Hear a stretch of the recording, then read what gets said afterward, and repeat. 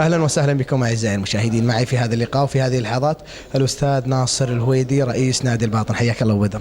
الله يحييكم، يا هلا ومرحبا، وشكرا لمتابعتكم ما شاء الله واجتهادكم في كل مناسبة. أجدكم أول الناس، كثر الله خيركم. شكرا لك بدر. وبدر اليوم أول مشاركة لك في ملتقى حفر الباطن الثقافي، طبعا عقدت أيضا لأول مرة في نادي الباطن. نادي الباطن استضاف هذا الملتقى. أبغى رأي أبو بدر عن الملتقى بشكل عام. حقيقة هو بحد ذاتها وجود وفكرة الملتقى هي فكرة رائعة، واستضافته في النادي هذا واجب على النادي أن يحتضن أبناء وأبناء المنطقة. وإن شاء الله من هذا الملتقى والملتقيات القادمة إن شاء الله سيكون مقره الرئيسي هو نادي الباطن، لأنه نادي الباطن مقر لجميع أبناء المحافظة، فيجب أن يكون نادي الباطن هو الملتقى الثقافي والاجتماعي والرياضي لأبناء المنطقة. يعني هذا أعتقد من دور النادي ثقافيا واجتماعيا. نعم، أنا أعتبره واجب على النادي، وإن شاء الله الملتقيات الجاية ستكون إن شاء الله في النادي.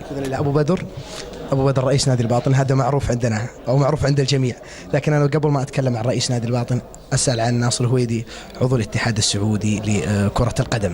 أسأل أبو بدر، هل ما زال عضوا في الاتحاد السعودي لكرة القدم؟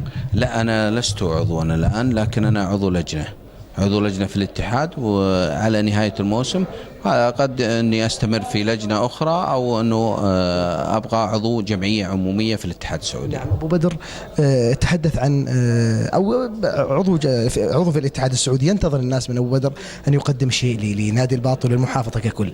ما الذي يستطيع أن يقدمه عضو اتحاد سعودي للنادي؟ والله يقدم الكثير، على الأقل أنه يوصل معاناة النادي، يوصل مطالبات النادي، يوصل أفكار النادي. والحمد لله يعني من خلال الفترة اللي قضيتها في الاتحاد يعني تحقق أشياء كثيرة بفضل من الله للنادي. على الأقل الهم الأكبر والشيء الأكبر اللي حققناه هو حصلنا على منشأة قبل كثير من الأندية، وإن شاء الله في طور إن شاء الله أنها تنتهي قريبا. بدر، أنا اليوم ترى بعد ما عرفت أنه ضيف اللقاء اليوم ناصر الهويدي على طول النت وبحثت عن ناصر الهويدي.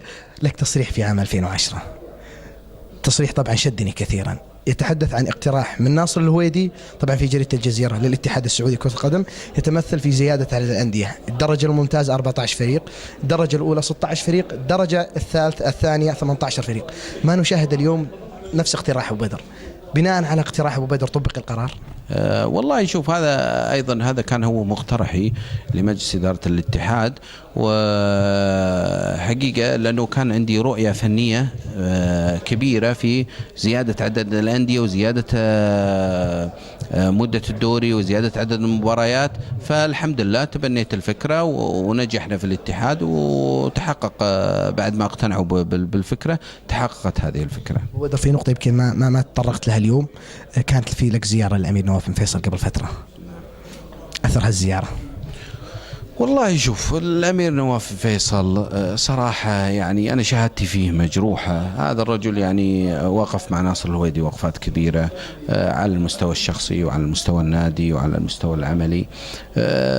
حقيقة هو داعم كبير، على الأقل أنه وجوده أو زيارته دائما احنا نقول كلها خير، وإن شاء الله ستتضح إن شاء الله في الأيام القادمة لأنه إحنا شرحنا بعض الهموم وشرحنا بعض النواقص، وإن شاء الله الفترة الجاية سيكون لها مردود على الناس. بما أن في مجال الاتحاد السعودي حتى الآن أبو بدر دائما يعاني حتى في أندية في دوري زين من تأخر إعانات المقدم من الاتحاد السعودي، أيضا المردود المالي من النقل التلفزيوني. نادي الباطن يعاني من هذا الشيء أيضا.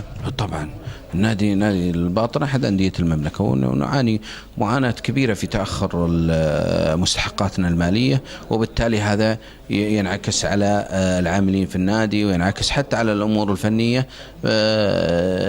بسبب نقص الموارد المالية ونقص على الأقل القيام بالواجبات اللي علينا المادية. ولكن يعني احنا طموحين في الاتحاد القادم أو الاتحاد الجديد أنه إن شاء الله يحقق أهدافنا وتتم إن شاء الله الحصول على مستحقاتنا بطريقة سلسة وبتوقيت محدد.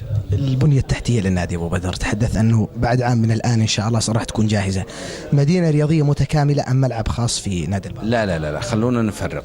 احنا بالنسبة للمنشأة هي منشأة نادي الباطن، هو نموذج مصقر فيه جميع المتطلبات الرياضية لنادي الباطن. يعني فيه ملعب استاد رياضي، أيضا فيه ملعب رديف، أيضا فيه مسابح، في صالات رياضية، في معسكر الفريق، بيت شباب، في مجلس، في إدارة، في صالات، في هذه مسقر، يعني منشأة مسقرة لنادي.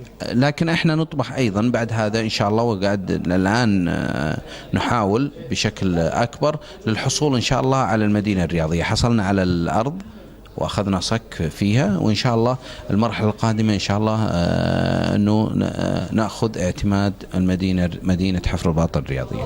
بدر، انا اعتقد او اتوقع ان السؤال مبكر نوعا ما، لكن ناصر هويدي سنتين وتنتهي فتره الترشح لنادي الباطن، هل هناك نيه لدى بدر للتجديد؟